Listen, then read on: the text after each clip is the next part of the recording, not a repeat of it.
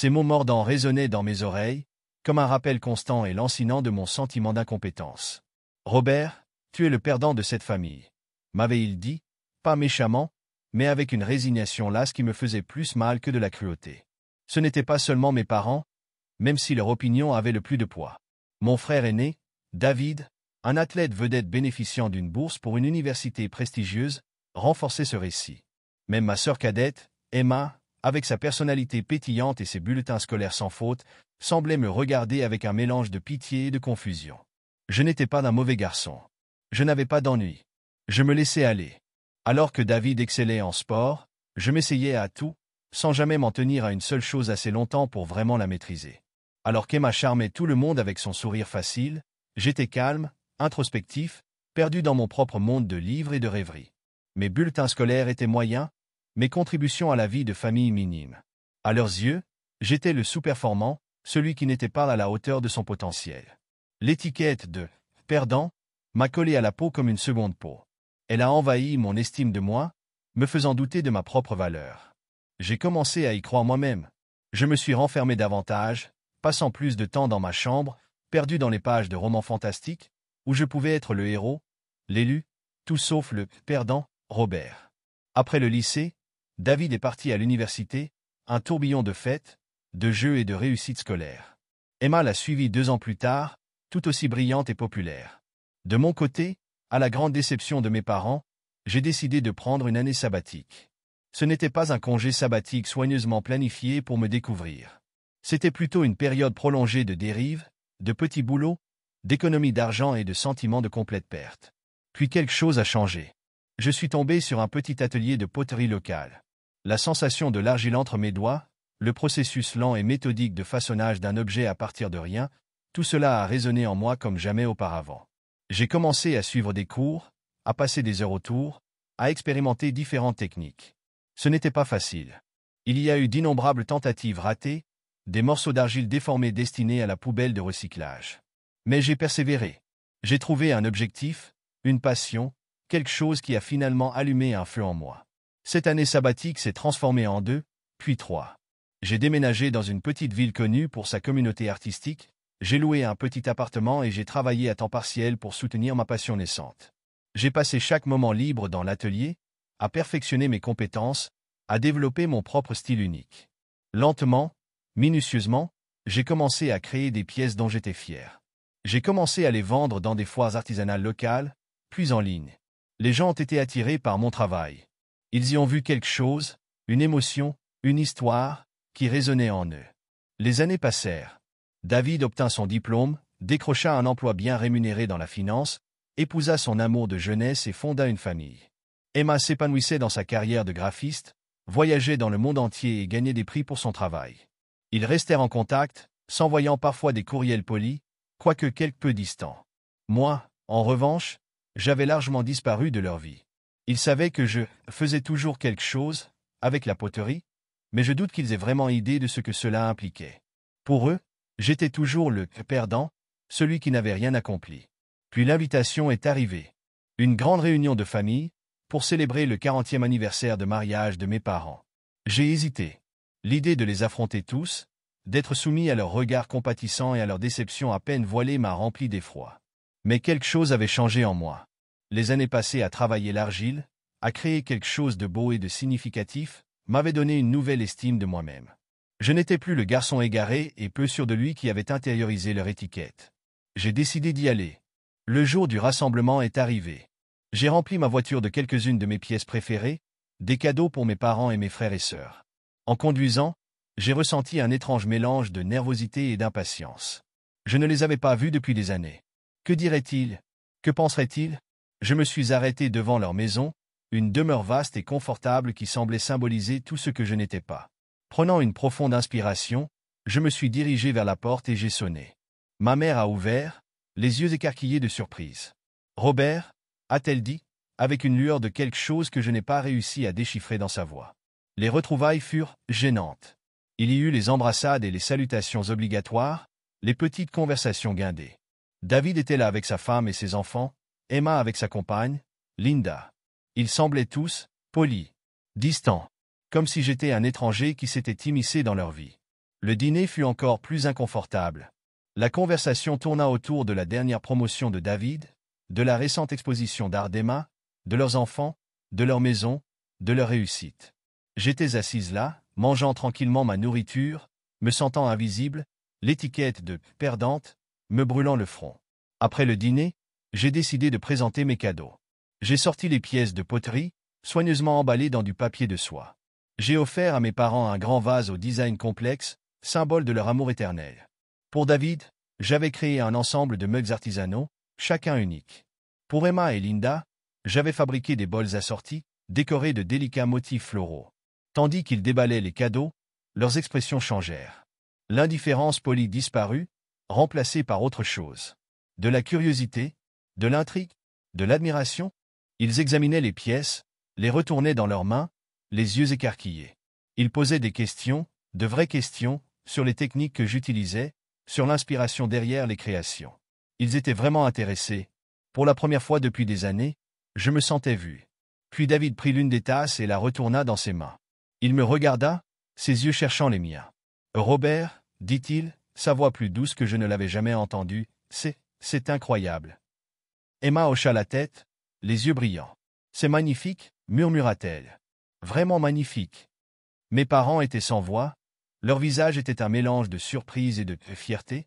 Étaient-ce de la fierté que je voyais dans leurs yeux? L'atmosphère avait changé. La tension s'était dissipée. Pour la première fois de ma vie, l'étiquette de « perdant » commençait enfin à m'échapper. La conversation changea, devint plus animée, plus authentique. Ils m'interrogèrent sur ma vie, mon travail, ma passion. Ils écoutèrent, vraiment écoutèrent, ce que j'avais à dire. Alors que la soirée touchait à sa fin, ma mère me prit la main, les yeux remplis de larmes. « Robert, dit-elle d'une voix tremblante, nous nous sommes trompés à ton sujet. » Mon père hocha la tête, l'air contrit. Nous étions tellement concentrés sur ce que nous pensions que tu devais être, que nous n'avons pas vu ce que tu étais déjà. Je les ai regardés, mon frère et ma sœur, et une vague d'émotion m'a submergé. Ce n'était pas de la colère, ni du ressentiment. C'était autre chose, quelque chose qui s'apparentait à du pardon. « Tout va bien ?» dis-je d'une voix à peine murmurée. « Tout va bien maintenant ?» En rentrant chez moi ce soir-là, j'ai regardé les étoiles, me sentant plus légère que jamais depuis des années. L'étiquette de « perdant » avait disparu, enfin abandonnée après tant d'années. Je n'étais pas défini par leurs attentes ou leurs jugements. J'étais défini par ma passion, ma créativité, mon propre parcours unique. J'étais Robert, le potier, l'artiste, l'homme qui avait trouvé sa propre voie, son propre but, son propre succès. Et c'était un succès qui était bien plus significatif que tout ce qu'ils auraient pu imaginer. Le trajet du retour à la maison fut un mélange d'émotions. Du soulagement, certes, mais aussi une étrange sensation de légèreté. C'était comme si un poids que je ne savais même pas que je portais avait finalement été levé. Les étoiles semblaient plus brillantes, la route devant moi plus claire. Pour la première fois depuis longtemps, je me sentais satisfaite. Je me suis garé dans l'allée de mon petit bungalow, bien loin de la vaste maison que possédaient mes parents. Mais c'était la mienne. Un espace empli de l'odeur de l'argile et du bourdonnement silencieux de mon four. Un espace où je pouvais être moi-même, sans jugement, sans attente. Le lendemain matin, je me suis réveillé avec un sentiment de détermination. Je suis allé directement à mon atelier, impatiente de me remettre au travail. L'argile était différente dans mes mains, plus malléable, plus réactive. Les idées coulaient librement, libérées du poids du passé. J'ai passé toute la journée perdue dans mon travail, à façonner, à mouler, à créer. Les jours se sont transformés en semaines, puis en mois. J'ai continué à créer, à expérimenter, à repousser les limites de mon article. Mon travail a gagné en reconnaissance. Les galeries locales ont commencé à exposer mes œuvres. J'ai reçu des commandes pour des projets plus importants et plus complexes. Mon nom, Robert, le perdant de la famille, commençait à être connu dans le monde de l'art. Un après-midi, j'ai reçu un appel de David. Il avait une voix différente, hésitante. « Robert, a-t-il dit, sa voix manquant de sa bravade habituelle, je me demandais si tu serais intéressé par une collaboration. » J'étais pour le moins surpris. David, le financier, collaborait avec moi, le potier? Cela semblait improbable. Quel genre de collaboration? Demandai-je prudemment. Eh bien, balbutia-t-il, mon entreprise? Nous rénovons nos bureaux. Nous recherchons des pièces uniques et artistiques pour décorer l'espace. J'ai pensé à vous. Je me suis arrêté, réfléchissant. C'était une opportunité, une chance non seulement de présenter mon travail à plus grande échelle, mais aussi de renouer avec mon frère, dans des conditions différentes. Je serais intéressé, dis-je finalement. La collaboration a été difficile. David, avec son esprit d'entreprise et son souci du côté pratique, et moi, avec ma sensibilité artistique et mon souci de l'esthétique, nous sommes souvent disputés. Nous avons discuté de la conception, des matériaux, des délais. Mais malgré tout cela, il y avait un sentiment de respect mutuel, une compréhension croissante. Nous n'étions plus seulement des frères, définis par nos rôles d'enfants. Nous étions deux professionnels, travaillant ensemble, chacun apportant ses propres talents uniques à la table. Le projet fut un succès.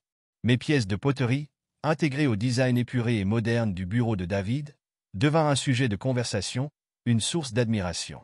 Le perdant, Robert avait non seulement trouvé sa place dans le monde, mais il avait aussi gagné le respect de son frère qui avait réussi. Les changements n'étaient pas seulement professionnels. Notre dynamique familiale a commencé à changer. La gêne s'est estompée, remplacée par une véritable connexion. Nous avons commencé à dîner régulièrement, et non plus seulement les fêtes de fin d'année. Nous avons parlé, vraiment parlé, de nos vies, de nos rêves, de nos difficultés. Mes parents, voyant mon succès, mon bonheur, ont finalement laissé tomber leurs idées préconçues.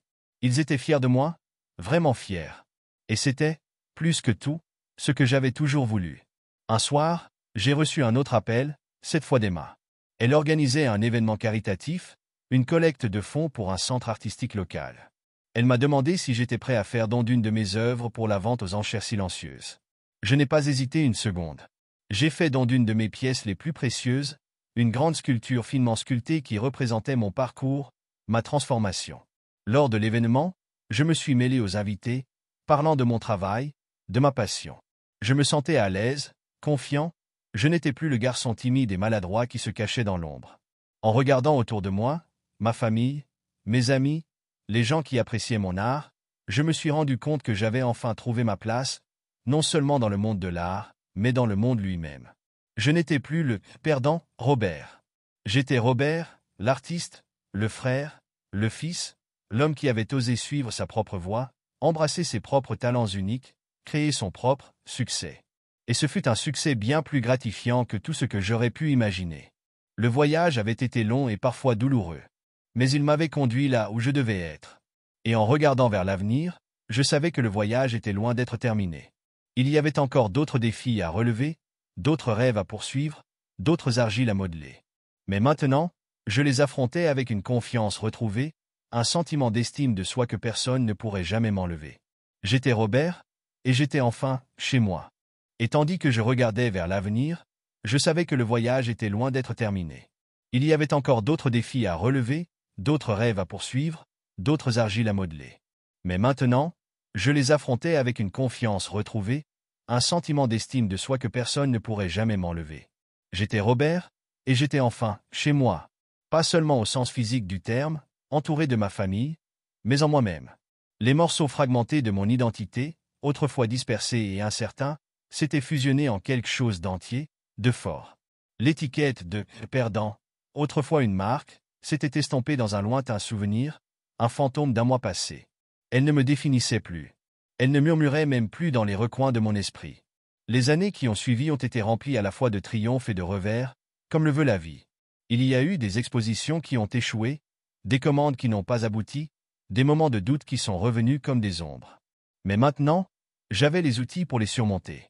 J'avais la résilience forgée dans le four de ma propre transformation. J'avais une confiance inébranlable en mon propre esprit créatif. J'ai continué à travailler, à explorer, à évoluer en tant qu'artiste. Mes œuvres sont devenues plus que de simples objets, elles sont devenues des histoires, des reflets de l'expérience humaine, des expressions de joie, de tristesse, d'espoir et de résilience. Elles ont trouvé un écho auprès des gens, non seulement en raison de leur beauté esthétique, mais aussi en raison de l'émotion qu'elles transmettaient. Et en partageant mon art, j'ai trouvé un lien plus profond avec le monde, un sentiment d'appartenance que je n'avais jamais connu auparavant. Ma relation avec ma famille a continué de se développer, évoluant au-delà de la dynamique de notre enfance. Nous avons célébré les succès de chacun, nous nous sommes soutenus dans les moments difficiles et avons simplement apprécié d'être ensemble, sans le poids des jugements du passé. Le lien que nous partagions n'était plus basé sur l'obligation, mais sur un amour et un respect sincères. Un soir tranquille, assis dans mon atelier, entouré par l'odeur de l'argile et la douce lueur du four, j'ai reçu un message. Il venait d'un jeune artiste en herbe, qui luttait pour trouver sa propre voie. Il avait lu un article sur mon parcours, sur ma transformation de perdant, de la famille en artiste à succès. Il me demandait des conseils, des encouragements. J'ai souri. Je connaissais ce sentiment, cette incertitude, cette peur de ne pas être à la hauteur. Je me suis assise et j'ai répondu en racontant mon histoire, non pas comme un récit de triomphe sur l'adversité, mais comme un témoignage du pouvoir de la découverte de soi, de l'importance de la persévérance et de la magie transformatrice de trouver sa passion. Je leur ai dit que le voyage ne serait pas facile, mais qu'il en vaudrait la peine. Je leur ai dit de croire en eux-mêmes, d'accepter leurs talents uniques et de ne jamais abandonner leurs rêves. Et en envoyant ce message, j'ai réalisé que mon parcours avait bouclé la boucle. Non seulement j'avais trouvé ma propre voie, mais j'aidais désormais les autres à trouver la leur. Le perdant, Robert était devenu Robert, l'artiste, le mentor, l'inspiration. Et à ce moment-là, j'ai compris que le véritable succès ne se mesurait pas en termes de récompense ou de réalisation, mais en termes d'impact sur la vie des autres. Il s'agissait de partager ses dons, son histoire, son humanité avec le monde. Et je savais que c'était un voyage qui ne finirait jamais vraiment. C'était un voyage qui continuerait, une création en argile, une histoire partagée, une âme inspirée à la fois. Et c'était un voyage avec lequel j'étais enfin, et complètement, en paix.